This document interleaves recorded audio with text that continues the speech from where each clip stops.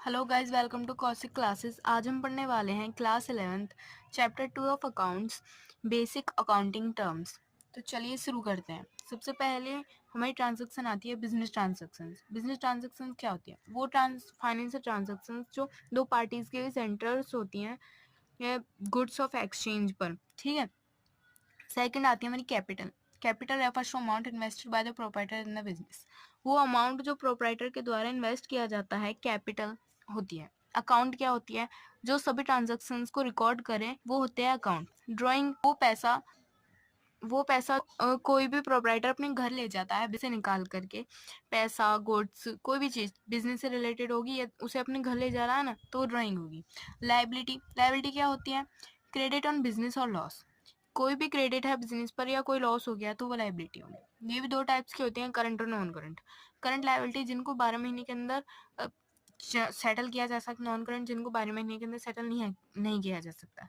Current liability का एक example है लोन, जो 12 महीने के अंदर सेटल हो सकता है। नॉन करंट का जो कुछ लोन होते हैं जो 12 महीने के अंदर सेटल नहीं हो पाते हैं। 5-5 साल के भी लोन होते हैं, 10 साल के भी लोन होते हैं। आगे चलते हैं असेट्स। वो इकोनॉमिक रिसोर्सेज जो एक्सप्रेस किए जा सकते हैं टर्म्स ऑफ मनी में, वो असेट्स होते हैं। असेट्स भी दो टाइप के होते हैं, करंट असेट्स और non current assets. Current assets जिनको 1 साल के अंदर कैश में बदला जा सकता है वो करंट असेट्स, जिनको नहीं बदला जा सकता वो नॉन करंट असेट्स।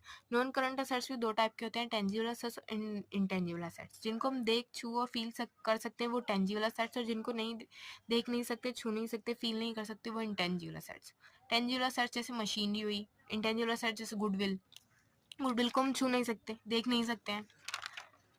रिसीप्ट्स क्या होते हैं? जो पैसा किसी गुड्स को सेल करने से आएगा वो रिसीप्ट्स होती हैं। दो टाइप की रिसीप्ट्स होती हैं, कैपिटल रिसीप्ट्स और रेवेन्यू रिसीप्ट्स।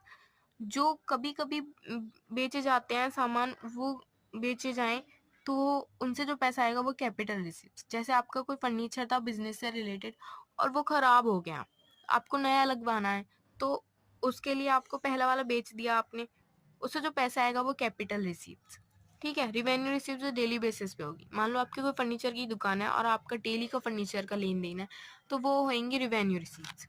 एक्सपेंडिचर, किसी भी गुड्स, सर्विस और असेट्स पर जो खर्चा किया जाएगा वो होगा एक्सपेंडिचर। एक्सपेंडिचर भी दो टाइप के होते हैं, कैपिटल और रिवेन्यू। जो कभी कभी खर्चा हो वो कैपिटल, और जो डेली बेसिस पे हो रिवेन्यू। एक्सपेंसेस, किसी माल को बेचने तक ले जाने के लिए वो खर्चा हो वो होगा एक्सपेंसेस। जैसे किराया, भाड़ा, ठीक है। इनकम, जो पूरी साल में प्रॉफिट अर्न किया जाएगा वो इनकम होती है। प्रॉफिट, द प्रॉफिट मतलब कि इनकम में से रिवेन्यू माइनस कर दे तो प्रॉफिट आ जाता है, ठीक है। ये भी दो टाइप के होते हैं, ग्रॉस प्रॉफिट और नेट प्रॉफिट। आगे चलते हैं gains. Gains are profit that arise from those transaction which are incidental to business. Business के लिए इंसिडेंटल हो, उनसे पैसा मिले, प्रॉफिट हो, वो होते हैं गेन्स, ठीक है। जैसे कि आपका कोई फर्नीचर था और उसे को बिजनेस का कोई फर्नीचर था, वो खराब हो गया, ठीक है, वो आपने बेच दिया, फर्नीचर सेल कर दिया, उससे आपको मिले 10,000, और फर्नीचर का डेप्रिसिएशन हटाकर सब बैठ रहा था कितना, 8,000, तो आपको 2,000 का फायदा हो गया। तो जो 2,000 का फायदा हो वो गेन होगा, ठीक है। Third, loss. लॉस क्या होता है कि आपने प्रॉफिट तो कम अर्न किया है पर आपके एक्सपेंसेस ज्यादा हो गए हैं, तो वो लॉस होगा। Purchases, the term purchase is used for the purchase of goods, ठीक है। Purchase word goods of purchase के लिए यूज किया जाता है। परचेज रिटर्न, जैसे आपने कहीं से माल खरीदा और वो डिफेक्टेड है और आपने उसको लौटा दिया तो वो परचेज रिटर्न। सेल्स, सेल्स क्या होती है? The sales term used for sales of goods, goods को बेचने के लिए सेल्स वर्ड्स का यूज होता है। सेल्स रिटर्न क्या होती है? जैसे आपने किसी को माल बेच दिया और वो खराब हो गया तो वो सेल्स, और उसने आपको लौटा दिया तो वो सेल्स रिटर्न होगी। स्टॉक और इन्वेंट्री, पूरी साल खत्म होगी और आपके पास जितना भी माल बचा होगा वो स्टॉक होगा।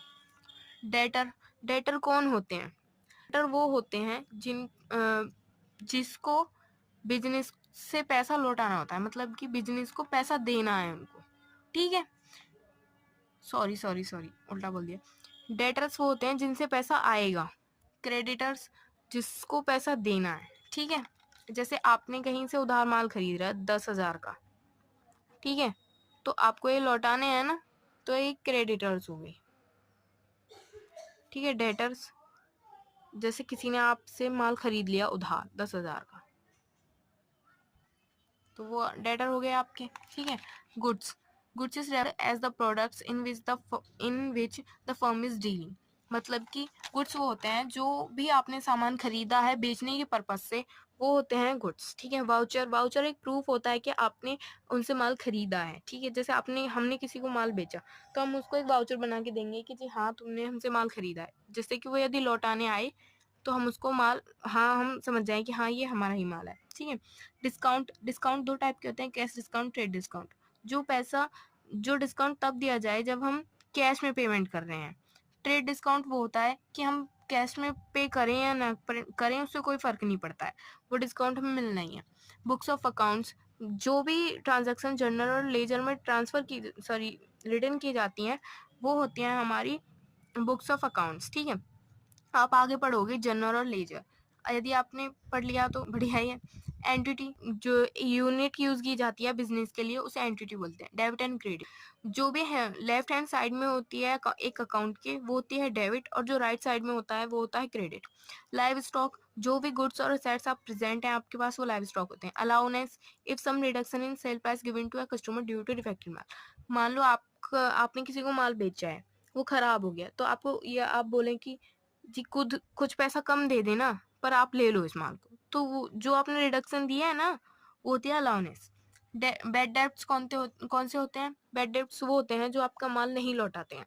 डेप्रिशिएशन, डेप्रिशिएशन क्या होती है? Reduction of value of an assets. मान लो आपने कोई मोबाइल खरीदा, अब उसकी वैल्यू थी, अब जब आपने उसे खरीदा 10,000, और अब उसे 5 साल बाद आप उसे बेचो, तो 10,000 का ही थोड़ा जाएगा, कम हो जाएगी ना। जो वैल्यू कम हुई है उसे बोलते हैं डेप्रिशिएशन। सॉल्वेंट, जो आपके पैसे देने लायक हैं, जिनको आपने माल उधार बेच दिया और वो यदि आपके पैसे लौटाने के लायक हैं, तो वो होंगे सॉल्वेंट। इंसॉल्वेंट, जो आपके पैसे लौटाने के लायक नहीं है, वो होते हैं इंसॉल्वेंट। एंट्री, जो भी आप ट्रांजेक्शन्स रिकॉर्ड करते हो अकाउंट्स में, वो होती है एंट्री। तो यही हमारा चैप्टर फिनिश होता है। Thank you for watching. हमारे चैनल सब्सक्राइब करें, लाइक करें और आइकन ज़रूर दबाएं।